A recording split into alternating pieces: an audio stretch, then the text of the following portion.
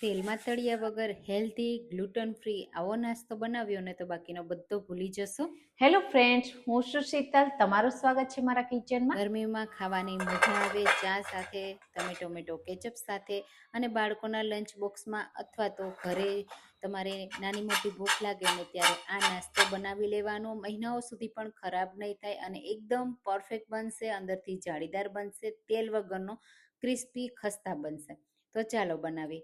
ગરમીમાં પણ ખવાય ને એવો નાસ્તો બનાવવા માટે આજે આપણે લેશું 1 કપ જુવારનો લોટ અને સાથે આપણે લેશું ઓટ્સ. તો અહીંયા ઓટ્સ છે ને એ ગ્લુટન ફ્રી આવે ને એવા લેવાના છે. જો તમે આ નાસ્તાને ગ્લુટન ફ્રી બનાવવા માંગતા હોય તો, નહીં તો તમે કોઈ પણ ઓટ્સ લઈ શકો છો. ઓટ્સનો આપણે પાવડર કરવાનો છે. તો મેં અહીંયા અડધા કપ ઓટ્સને આ રીતે મિક્સર જારમાં એડ કરીએ અને આ રીતનો પાવડર કરી લીધો. એકદમ ફાઇન બને ને ત્યાં સુધી ફાઇન પાવડર રેડી કરવાનો છે. હવે આ ઓટ્સના પાવડર અને જુવારના લોટથી આજે આપણે એકદમ હેલ્ધી નાસ્તો તૈયાર કરીએ છીએ. તો જે જુવારનો લોટ છે ને એની સાથે આપણે ઓટ્સનો પાવડર પણ મિક્સ કરી દઈશું અને બીજા મસાલા એડ કરીશું. એમાં 1 ચમચી તલ એડ કરીશું, કલોંજી અથવા તમે કાળા તલ પણ એડ કરી શકો છો. મેં અહીંયા અડધી ટીસ્પૂન કલોંજી લીધી છે, હળદર પાવડર સ્વાદ પ્રમાણે અને લાલ મરચું પાવડર તીખાશ તમને જોઈએ એ પ્રમાણે, સાથે ધાણા જીરું પાવડર અને ચાટ મસાલો બહુ ટેસ્ટી એવો લાગશે. સ્વાદ પ્રમાણે મીઠું એડ કરી દેશું. હવે પહેલાં બધા મસાલાને મિક્સ કરી લેશું અને પછી આપણે એમાં મોણ એડ કરીશું. આજે હું તેલ વગરનો આ નાસ્તો બનાવું છું, એટલા માટે મોણમાં આપણે ઘીનો યુઝ કરશું, જેના લીધે એકદમ અંદરથી જાળીદાર બનશે, ખસ્તા બનશે અને ખાતી વખતે બિલકુલ કડક પણ નહીં લાગે. કારણ કે ઘણીવાર આપણે એવું કરીએ કે ફ્રાય કર્યા વગરનો કોઈ પણ નાસ્તો બનાવીએ ને તો એ વધારે કડક થઈ જતો હોય, પણ આમાં બિલકુલ એવું નહીં થાય. દાંત વગરના લોકો પણ આ નાસ્તો ખાઈ શકશે. એના માટે આપણે 2 ચમચી ઘી એડ કરીશું. સરસ રીતે ઘીને મિક્સ કરી લેશું. તો તમે જુવારના લોટનો આવો ખસ્તા ક્રિસ્પી કુરકુરો નાસ્તો ક્યારેય બનાવ્યો છે કે નહીં, મને કમેન્ટમાં ચોક્કસથી કહેજો. અને હા, મારી રેસીપી તમે કઈ સિટીમાંથી જુઓ છો ને મને જરૂરથી કહેજો, મને ખૂબ ગમશે. અને આવી તમારે જો તેલ વગરનો સૂકો નાસ્તાની રેસીપી જોવી હોય ને તો પણ મને કમેન્ટમાં કહેજો. હું તમારી સાથે ઘણી બધી રેસીપીઓ પણ શેર કરીશ. તો આ રીતે હાથથી સરસ રીતે લોટને મસળતો જવાનો છે અને મોણને એકદમ સરસ રીતે મિક્સ કરવાનું છે, જ્યાં સુધી આ રીતે લોટનો કલર ચેન્જ ન થઈ જાય અને આ રીતનું મુઠ્ઠી પડે એવું મિક્સર ના રેડી થઈ જાય. પછી હવે એમાં પાણી એડ કરીશું. તો અહીંયા નોર્મલ પાણી જ મેં લીધું છે, કોઈ ગરમ પાણી એડ કરવાની જરૂર નથી.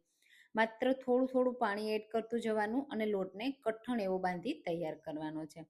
તો ખાસ ધ્યાન રાખવાનું, બહુ વધારે મિક્સ નહીં કરવાનું અને બહુ વધારે પાણી પણ એડ નહીં કરવાનું.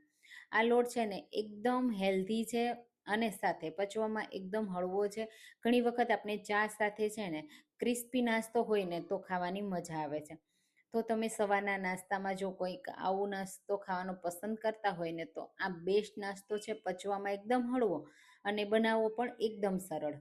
ઘરે જ બનાવી લેવાનો, બજારના નાસ્તા પણ તમે લાવતા બંધ થઈ જશો. આ રીતે સરસ એવું મિક્સ કરી દીધું, પાણી એડ કરી અને લોટ કઠણ એવો બાંધી મેં તૈયાર કર્યો. તમે જુઓ, હવે લોટને હું તમને બતાવી દઉં કેટલો સરસ રીતે બંધાઈ ગયો છે અને સાથે એમાં બિલકુલ ગ્લુટન નથી. તો એ હાથથી આ રીતે તોડી અને તમે જુઓ તૂટી જાય છે. બસ હવે આપણે લોટને, જો તમારી પાસે ટાઈમ હોય ને તો તમારે 1 થી 2 મિનિટ માટે મસળી લેવાનું, એટલે સરસ એવું મિક્સ થઈ જાય. અને આટલો લોટ બાંધવામાં માત્ર અડધા કપ પાણીની જ જરૂર પડી છે. હવે થોડી વાર હું લોટને મસળી લઈશ અને પછી આપણે એમાંથી તરત જ નાસ્તો બનાવીશું. આ લોટમાં કોઈ રેસ્ટ દેવાની પણ જરૂર નથી. બસ હવે એમાંથી તમારે કે નાના મોટા જે રીતે તમે વણી શકો ને એવું વણવા માટે લઈ લેવાનું. તો અહીંયા હું એકને બદલે 2 ભાગ કરીશ, એટલે સરસ રીતે આપણે પતલું થોડું વણી શકીએ. અને થોડું આપણે એને સ્મૂથ કરી લેવાનું આ રીતે, એટલે બિલકુલ એ ઓછું તૂટે, કારણ કે એ તૂટશે વણતી વખતે ફાટશે. હવે અહીંયા મેં બટર પેપરનો યુઝ કર્યો છે, તમે પ્લાસ્ટિક શીટનો પણ યુઝ કરી અને વણી શકો છો. થોડું આ રીતે હાથથી બને ને ત્યાં સુધી પ્રેસ કરી દેવાનું, એટલે વણતી વખતે તમને બહુ મહેનત ના લાગે અને બહુ ફાટે પણ નહીં. પછી આ રીતે એકદમ હળવા હાથથી વણી લેવાનું. જો તમને ઉપર પણ બટર પેપર લગાવવાની જરૂર લાગે ને તો ઉપર પણ તમે બટર પેપર રાખી શકો છો અને વણી શકો છો. આ રીતે સરસ રીતે વણી લેવાનું. બહુ પતલું નહીં કરવાનું, એકદમ પાપડ જેવું પતલું નહીં કરવાનું, થોડું થીક રાખવાનું, જેવું આપણે શક્કરપારા બનાવીએ ને એનાથી થોડું ઓછું અને એનાથી પરફેક્ટ આ રીતે તમારે જુઓ છે ને, પરોઠાથી થોડું જાડું એવું.